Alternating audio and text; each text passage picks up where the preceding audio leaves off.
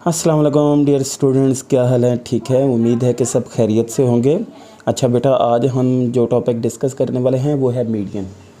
Median में जो इससे पहले लेक्चर था वो आप लोगों को पहले ही पता है कि उसमें हमने अनग्रुप डाटा के बारे में मालूमात हासिल की थी। आज हमने ग्रुप डाटा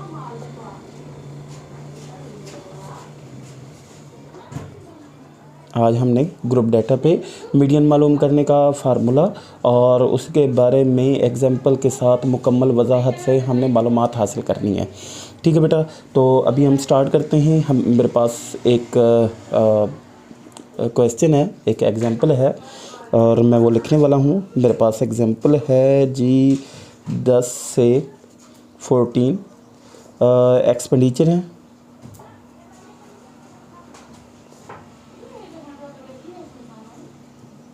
एक्सपेंडिचर है। तो एक्सपेंडिचर में हमारे पास 15 से 19, 20 से 24, 25 टू 29, ठीक है, और 30 टू 34 मेरे पास एक्सपेंडिचर है। एक्सपेंडिचर के बाद मेरे पास है नेक्स्ट नंबर ऑफ फैमिलीज़।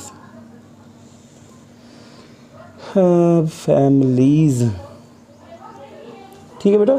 अच्छा, अब ये नंबर ऑफ़ फैमिलीज़ मेरे पास हैं 12, 10, 11, 12, 5। ठीक है बेटा। अच्छा, अब मेरे पास ये दो बॉक्स हैं, दो चीज़ें जो मेरी मुकम्मल हो चुकी हैं। अब मैं इसे हल करना चाहता हूँ, तो देखिएगा कि मैं इसे किस तरह से हल करता हूँ, आपको तमाम चीज़ों का पता चल जाएगा। अब अगर वो नीचे लिखता है कि जी फाइंड मीडियन, अब ये मीडियन का साइन है बच्चे, ठीक है। अब मीडियन अगर लिखता है तो मैं यही मालूम करूँगा कि जी इसका फार्मूला क्या है।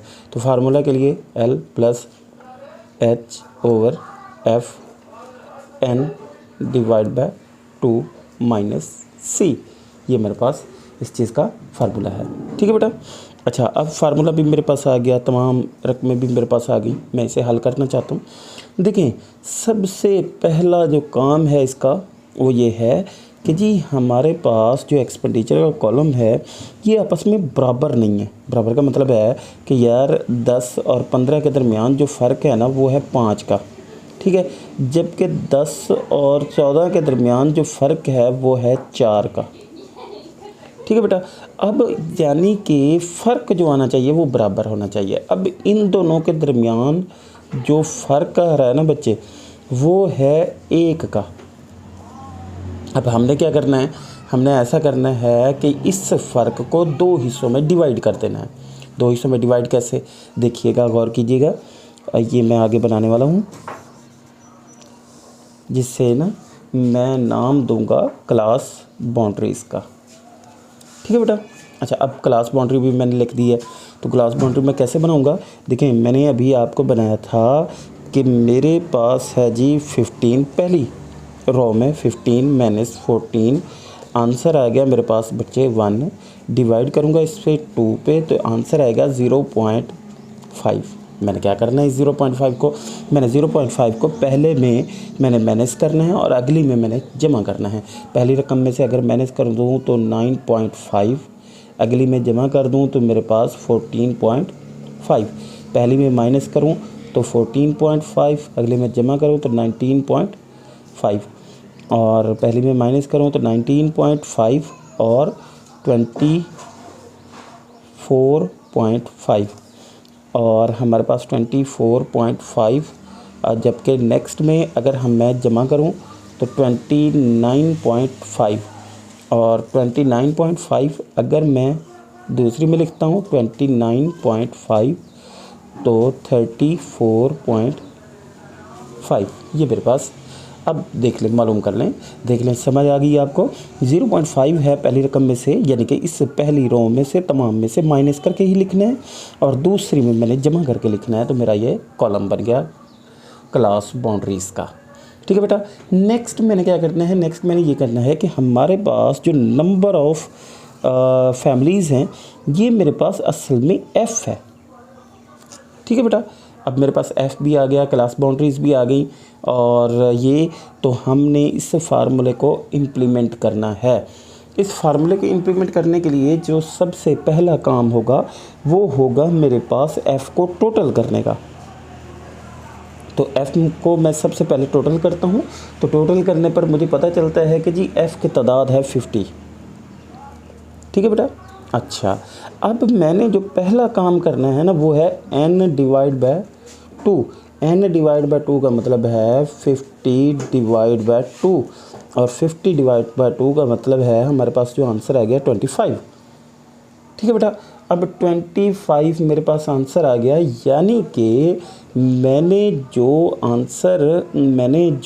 फार्मूला अपना इम्प्लीमेंट करना है वो रो होगी, वो लाइन होगी मेरे पास जिसमें ये आंसर लिखा होगा 25। अच्छा जी, अब इसमें एक और बॉक्स बनता है जिसे हम कहते हैं कम्युलेटिव फ्रीक्वेंसी।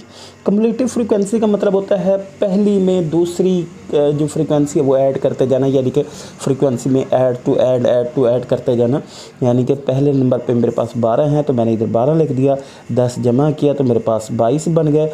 ठीक है, और 11 जमा किया तो मेरे पास 33 बन गए, और फिर 12 जमा किया तो मेरे पास बन गए 45 बच्चे। ठीक है, और 5 जमा किया तो मेरे पास बन गए 50।